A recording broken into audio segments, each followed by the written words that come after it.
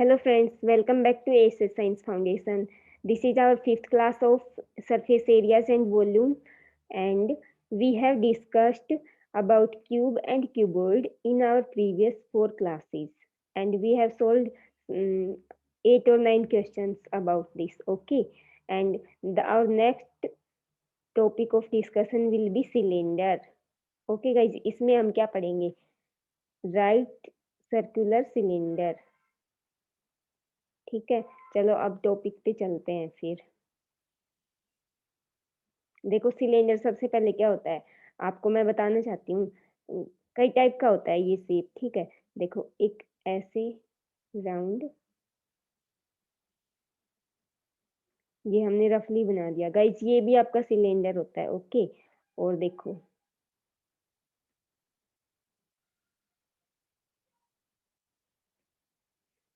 एक ये भी सिलेंडर होता है, ठीक है। अब आगे देखना, इसमें क्या है कि ये जो है इसको आप बोल सकते हैं क्या, सिलेंडर। ये दोनों ही आपके सिलेंड्रिकल शेप है। ओके, ये भी सिलेंडर है एंड ये भी सिलेंडर है, लेकिन डिफरेंस क्या है इन दोनों में? देखो गाइस, डिफरेंस पता है क्या है? ये वाला जो है फर्स्ट वाला, इसको तो आप सिलेंडर बोलेंगे, और ये जो सेकंड वाला है ना, ये आपका क्या कहलाता है? Right circular cylinder. लिख देते हैं,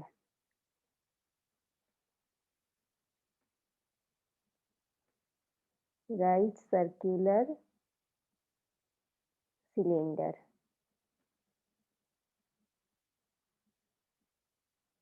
देखो ये जो राइट सर्कुलर सिलेंडर है, इसकी पता है क्या कैरेक्टरिस्टिक मेन होती है?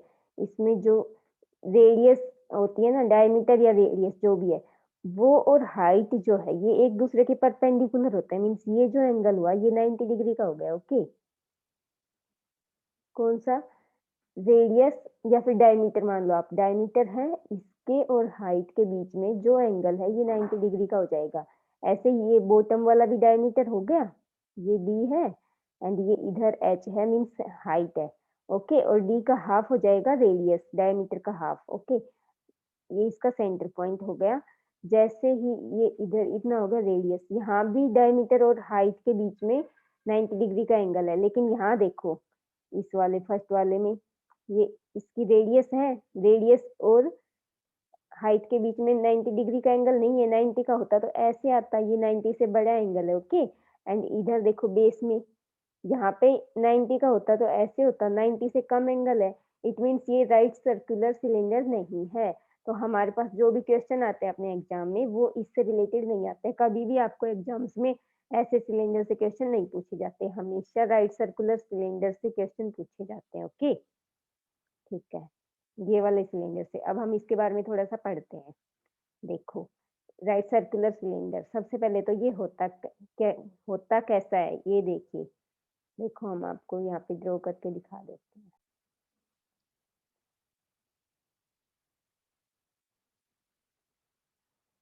ओके, देखो ये हमने बना दिया यहाँ पे राइट सर्कुलर सिलेंडर। अब इसकी कौन कौन सी डायमेंशन क्या होती है वो एक बार मैं आपको बता देती हूँ। देखो जैसे ये है आपका टॉप, टॉप और बॉटम जो है गाइस इसका, ये कैसा होता है? सर्कुलर होता है। ओके, सर्कुलर शेप में होता है और दोनों का एरिया सेम होता है। ये इसका सेंटर हो गया, सेंटर पॉइंट से लेके वन साइड तक, ये आपकी हो गई रेडियस आर। और अगर आप इसकी पूरे की बात करते हैं, यहाँ से लेके यहाँ तक, तो ये हो गया गाइस क्या? डायमीटर। ओके, ठीक है, आर कहाँ से है? ये सेंटर पॉइंट से। अब देखो ये जो है यहाँ से लेके ये वाली लेंथ और बॉटम तक, ये होगी आपकी height, height of cylinder. Okay, इसमें मैं आपको स्टार्टिंग से बेसिक से पढ़ा रही हूँ ताकि आपको अच्छे से समझ आएगा, बिकॉज कुछ स्टूडेंट्स का बेसिक क्लियर नहीं होता है तो फिर आगे क्वेश्चन समझ नहीं आते उनको। ठीक है, अब देखो ये सिलेंडर की डायमेंशन बता दी मैंने, अब हम इसकी शेप की बात करते हैं। देखो अगर शेप की बात करें तो फिर यहाँ पे ड्रॉ कर लेते हैं हम एक डायग्राम। ओके, देखो ये आपको मैं 3 डायमेंशन में दिखा देती हूँ कैसे मैंने आपको बताया कि टॉप में सर्कुलर होता है और बॉटम में सर्कुलर होता है, लेकिन इमेजिनेशन करना थोड़ा-सा मुश्किल हो जाता है ना कुछ स्टूडेंट्स के लिए। तो देखो यहाँ पे ये ऐसे सिलेंडर बिल्कुल सीधा है, स्ट्रेट, ओके। अब इसका ये टॉप सर्कुलर है, बिल्कुल सर्कुलर है ये, ओके। देखो रेडियस सेम है, इस टॉप की भी रेडियस सेम है और सिलेंडर की भी रेडियस सेम है। बॉटम है, ये भी सर्कुलर है, पूरा सर्कुलर है ये, ओके, ठीक है। अब हम इसके थोड़ी-सी फ़ॉर्मूला के बारे में पढ़ लेते हैं। फ़ॉर्मूला क्या-क्या होते हैं? मैंने आपको फर्स्ट क्लास में बताया था कि हमें क्या-क्या कैलकुलेट करना है। देखो, कैलकुलेट हमें करना है कर्व्ड सरफेस एरिया, सीएसए, इसको आप लेटरल सरफेस एरिया भी बोलते हैं, और एक आपको कैलकुलेट करना है टोटल सरफेस एरिया, इसको हम लिख लेंगे शॉर्ट फॉर्म में टीएसए। और थर्ड आपको कैलकुलेट करना है वॉल्यूम गाइस। अब देखो, फ़ॉर्मूला की बात करें तो ये फ़ॉर्मूला आपको बिल्कुल ये नहीं है कि बिल्कुल ही ध्यान रखना है, ओके। अब कर्व्ड सरफेस एरिया कैसे होगा? देखो, कर्व्ड सरफेस एरिया तो गाइस इतना हो जाएगा ना। मैंने आपको उसमें क्यूबॉइड और क्यूब की जब पढ़े थे हम, तो उसके बारे में मैंने बताया था क्यूब और क्यूबॉइड की क्लास में। मान लो अपने पास कोई रेक्टेंगुलर शीट है एक, ये नहीं, दूसरी वाली, ठीक है।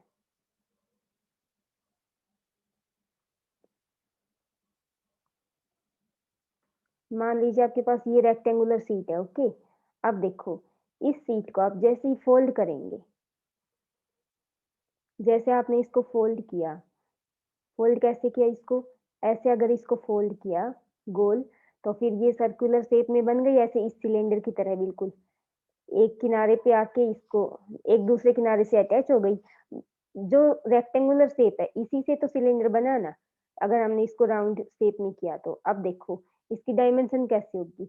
अब कर्व्ड सरफेस एरिया सिलेंडर का कैसे निकालेंगे? ऐसे निकालेंगे, मीन्स इसके चारों तरफ कितनी शीट लगी, वही तो कर्व्ड सरफेस एरिया होगा। टॉप और बॉटम का एरिया हम नहीं लेंगे, ठीक है। मान लीजिए ये होलो सिलेंडर है, ठीक है। अब देखो, ये हमें कैसे पता लगेगा कि इस सिलेंडर का कर्व सरफेस एरिया कैसे होगा? ये जो शीट है, इसी से तो हमने सिलेंडर बनाया। अब इस शीट का एरिया कैसे निकालेंगे? ये इसकी लेंथ है और ये इसकी विड्थ है, L इंटू बी, ठीक है। ये तो हमने L इंटू बी कर लिया, तो इस शीट का एरिया आ गया।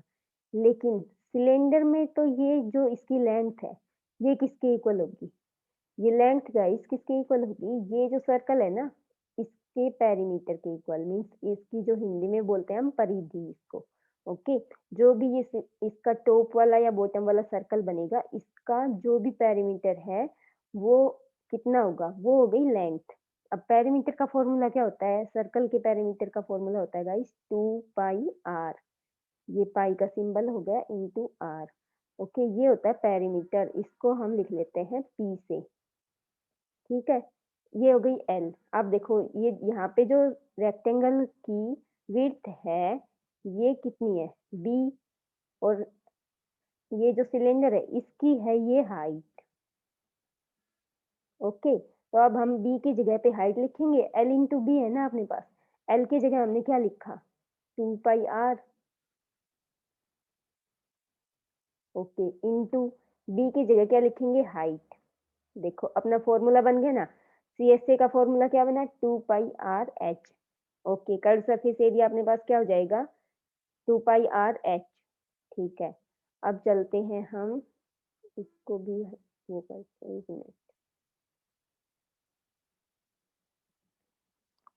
कर्व सरफेस एरिया आपका कैलकुलेट हो गया है। अब हम किसकी बात करेंगे? टोटल सरफेस एरिया का। अब टोटल सरफेस एरिया में गाइस क्या होगा? देखो, जो सिलेंडर हमने बनाया ऐसे करके, रफली यहाँ पे ड्रॉ कर रही हूँ। अब जो ये ऐसे एरिया था कर्व सरफेस एरिया सीएस से, इसमें किसको ऐड कर देंगे? टॉप का एरिया और बॉटम का एरिया। अब टॉप और बॉटम क्या है? सर्कुलर शेप है, सर्कुलर है, तो इसका एरिया क्या होता है? पाई आर स्क्वायर होता है गाइस। पाई आर स्क्वायर होता है सर्कल का एरिया। अब दो सर्कल है, टॉप और बॉटम वाले, दोनों को ऐड करेंगे, ये कितना हो जाएगा? 2πr², okay. अब T S A equals to आप क्या लिख सकते हैं?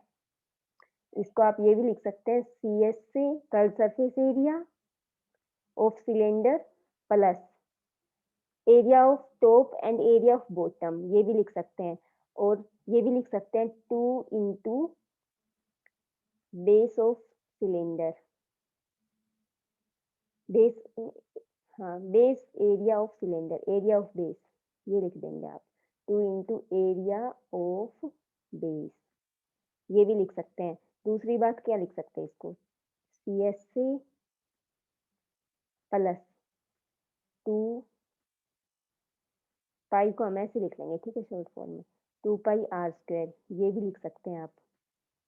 ओके, थर्ड थिंग, तीसरी चीज इसको और क्या लिख सकते हैं, CSA की जगह आप सीधा इसका जो भी फॉर्मूला है वो पुट कर देंगे, 2πRH प्लस 2πr², ये बन गया। अब देखो गाइस, ये आपका फॉर्मूला हो गया TSA का।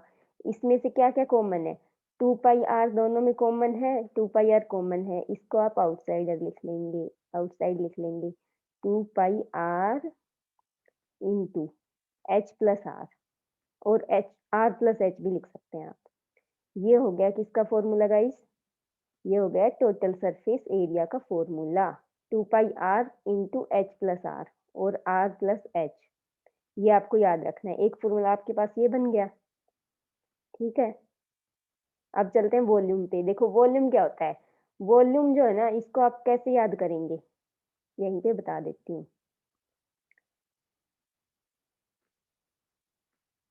वॉल्यूम जब भी आपको कैलकुलेट करना होगा तो फिर आपको क्या करना है, area of base into height, area of, area of base into height of cylinder. अब देखो, चाहो तो आप ऐसे भी याद कर सकते हैं या फिर डायरेक्ट फॉर्मूला भी याद कर सकते हैं। अब फॉर्मूला क्या बना, एरिया ऑफ बेस क्या होगा, πr², सिर्फ इसमें क्या है गाइस, आपको 2πr² नहीं लेना, ओके, सिर्फ πr² लेना है। ये हो जाएगा πr² इंटू हाइट है तो इसको डायरेक्ट हम यहाँ h लिख सकते हैं, ओके, πr² h हो गया ना, ये हो गया फॉर्मूला वॉल्यूम का। अब देखो मैं एक बार आपको शॉर्ट में तीनों फॉर्मूला रिवाइज करवा देती हूँ ताकि आपको ध्यान रहेगा। CSA क्या था अपने पास सिलेंडर का, CSA बना 2πRH, ओके, एंड इसके बाद में TSA क्या बना गाइस,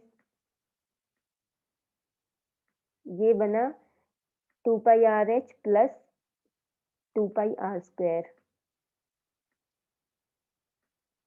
मतलब CSA plus area of base into 2, okay, 2πr², okay, इसको आप ये भी लिख सकते हैं 2πr into R plus H,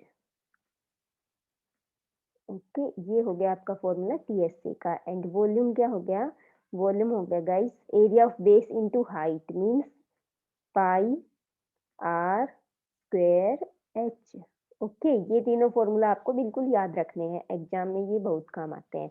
अब देखो पाई की वैल्यू मैं आपको थोड़ा बताती हूँ, ऐसे सबको पता होता है, जो पाई है ना इसकी वैल्यू आपको क्या लेनी है, इसकी वैल्यू होती है 22/7, ओके, लेकिन कई जगह पे क्या होता है 3.14 भी दी होती है, तो आपको कई बार कंफ्यूजन रहता है कि ये वाली वैल्यू लें या फिर ये वाली वैल्यू लें, कौन सी वैल्यू यूज करेंगे हम क्वेश्चन में।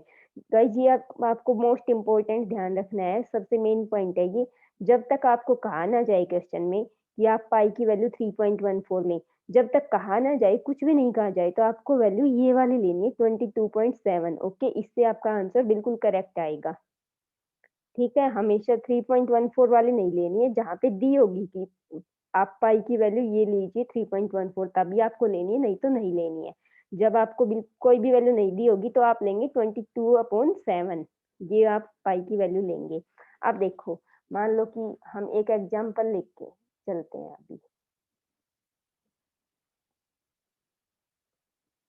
मान लो अपने पास एक सिलेंडर है, उसकी रेडियस आपको दी है 2 सेंटीमीटर, ओके, और हाइट आपको दी है कितनी? 7 सेंटीमीटर।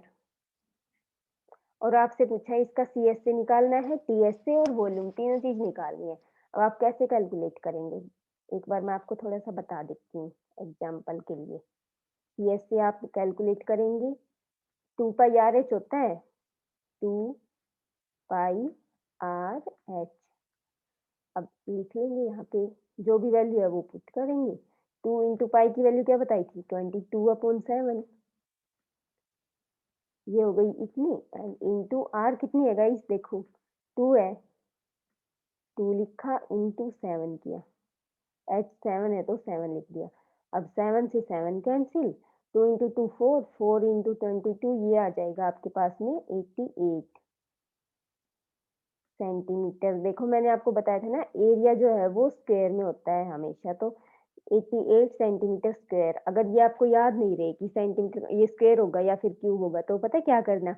देखो 2 की कोई यूनिट नहीं होती, पाई की भी कोई यूनिट नहीं होती, आर है ये यहाँ पे सेंटीमीटर में है, 1 सेंटीमीटर तो ये हो गया, हाइट है ये भी सेंटीमीटर में है, तो सेंटीमीटर इंटू सेंटीमीटर क्या होगा? Centimetre square. ओके, ऐसे आप याद याद नहीं रहे तो ऐसे समझ सकते हैं एग्जाम में। अब देखो टीएसए की बात करें तो टीएसए निकालने के लिए ना आप डायरेक्ट भी निकाल सकते हैं, फॉर्मूला भी लगा सकते हैं, और सीएसए जितना आया ना उसमें आप pi R 2 pi R square add भी कर सकते हैं। आपके पास काफ़ी सारे मेथड होते हैं, 2-3 में 3 या 4 मेथड से आप सोल्व कर सकते हैं, ओके? अब देखो टीएसए कैसे निकालेंगे? फॉर्मूला ही लिख लेते हैं, 2 pi R into R plus H, ये होता है। अब इसी क्वेश्चन में अगर आप कैलकुलेट करें तो 2 पाई आर कितना हो जाएगा? कितना, यही हुआ ना 2 पाई आर, यही तो, इसको हम डायरेक्ट लिख लेंगे यहाँ पे, कितना 88 डिवाइड बाय 7। ये मैं थोड़ा कम लिख रही हूँ बिकॉज आपको पता है क्या करना है, एग्जाम में एक एक स्टेप सोल्व नहीं करना है ना, बिकॉज सब्जेक्टिव एग्जाम नहीं है, ऑब्जेक्टिव है, तो आपको सिर्फ आंसर बताना है उनको, तो चाहे आप कैसे भी कैलकुलेट करेंगे। ये हमने लिख लिया इतना 2 pi R into R plus H, R plus H कितना होगा? 2 प्लस 7 9। ओके, अब देखो यहाँ पे आपको पता है क्या करना, अगर आपको ऑप्शन दिया हो सकता है आपको ऑप्शन ऐसे फ्रैक्शन में दिया हो, ठीक है, मिक्स फ्रैक्शन में, हो सकता है आपको आंसर पॉइंट में दिया हो, अगर आपको पॉइंट में दिया हो तो ही आप इसको डिवाइड करना बाद में, ठीक है, वैसे मत करना। अगर आपको फ्रैक्शन में दिया हो आंसर तो फिर आप फ्रैक्शन में ही सोल्व करना, आगे आप इसको मल्टीप्लाई करके और डिवाइड कर देंगे, आंसर आ जाएगा, ठीक है। अब वॉल्यूम कैसे निकालना है? वॉल्यूम था पाई आर स्क्वायर एच। ओके, अब पाई है अपना 22/7 इंटू आर स्क्वायर कितना हो जाएगा? 2 इंटू 2 4, एच कितना है? 7 है, फिर से 7 से 7 कैंसिल, आंसर आ गया 88। लेकिन यहाँ पे सेंटीमीटर स्क्वायर नहीं होगा, क्यूब हो जाएगा, बिकॉज वॉल्यूम है तो इसमें 3 डायमेंशन, सॉरी, क्यूब हो जाएगा। क्यों? बिकॉज देखो आर का स्क्वायर हुआ तो यहाँ पे सेंटीमीटर स्क्वायर, और हाइट इंटू हाइट है ये सेंटीमीटर में है तो क्यूब हो गया ना, ठीक है, ऐसे आप सोल्व कर लेंगे। अब मैं आपको एक क्वेश्चन और बता देती हूँ, बाकी के क्वेश्चन हम नेक्स्ट क्लास में करेंगे, ठीक है। देखो क्वेश्चन नंबर 10 देखते हैं, इसमें क्या दिया आपको? The curve surface area of a right circular cylinder. आपको गिवन होगा गाइस, जहाँ पे भी राइट सर्कुलर सिलेंडर है, ठीक है, कभी भी आपको डायरेक्ट सिलेंडर नहीं पूछेगा, अगर पूछे तो भी आप यही मानेंगे कि राइट सर्कुलर सिलेंडर का ही पूछ रहे हैं, ओके, ठीक है। अब देखो यहाँ पे आपको दिया curve surface area of a right circular cylinder of height, height दी आपको 14 सेंटीमीटर, यहाँ पे लिख लेते हैं हाइट कितनी दी है? 14 सेंटीमीटर इज 88 सेंटीमीटर स्क्वायर, तो ये क्या हो गया आपका? सी एस से पूछा क्या है? Find the diameter of the base of cylinder. अब देखो सी एस ए का फॉर्मूला क्या होता है? C S A, sorry, C S A equals to 2 pi R H. अब ये कितना है? 88, यूनिट पे एक बार ध्यान देंगे, हाइट सेंटीमीटर में है, हाँ जी, और जो एरिया है सेंटीमीटर स्क्वायर में है, ठीक है, हमें कोई भी चेंज नहीं करना है यहाँ पे। अब देखो आगे 2 पाई आर एच है, यहाँ पे हम वैल्यूज पुट कर देंगे जो भी है। आपको निकालना क्या है डायमीटर, तो यहाँ पे डायमीटर नहीं है ना, यहाँ पे सिर्फ आर है। यहाँ से आपको पता लग जाएगा। चाहो तो आप ये भी कर सकते हैं, 2 इंटू आर है ना, इसको आप डायमीटर भी लिख सकते हैं डायरेक्ट। ओके, इसको आप लिख लेंगे diameter into pi into H. ये हो गया इक्वल्स टू किसके, 88 के। अब निकालना है हमें डी, बाकी वैल्यूज तो हमें पता है। आप इसको पहले ही राइट हैंड साइड में ले चले जाएंगे। चाहो तो आप यहीं पे वैल्यू पुट कर सकते हो। पाई की वैल्यू कितनी होगी, 22/7 इंटू एच कितना है 14 सेंटीमीटर इक्वल्स टू किसके 88 के। यहाँ पे जो डायमीटर है ये भी है मल्टीप्लाई में। अब इसको 7 को यहीं से कैंसिल कर देंगे 2, ये हो गया 44। अब 44 को आप राइट हैंड साइड में लेके जाएंगे तो ये यहाँ पे मल्टीप्लाई है डी के साथ, इधर जाके डिवाइड हो जाएगा 44। अब इसको जब आप सोल्व करेंगे तो ये कितना आ जाएगा 2। ओके, ये हो गया 2 सेंटीमीटर। अब देखो डायमीटर क्या आ गया आपके पास में 2 सेंटीमीटर। ये हो गया आपका आंसर। ठीक है, ऐसे आप सोल्व कर लेंगे। क्वेश्चंस बहुत इंटरेस्टिंग है और वेरी इजी कॉन्सेप्ट है। ठीक है, ओके। बाकी के क्वेश्चन हम नेक्स्ट क्लास में करेंगे। मैं आपको 1-2 क्वेश्चन होमवर्क में दे देती हूँ अभी। ये आप स्क्रीनशॉट ले लीजिए। क्वेश्चन नंबर 10 मैंने करवा दिया है, इसको भी आप अपने आप से ट्राई करना और फिर से प्रैक्टिस करना। क्वेश्चन नंबर 11 आपका होमवर्क है एंड क्वेश्चन नंबर 12 ये भी आपका होमवर्क है। इन दोनों को आप प्रैक्टिस करके देखना हो घर जाके। बाकी के क्वेश्चन हम नेक्स्ट क्लास में करेंगे। Okay, thank you, have a nice day.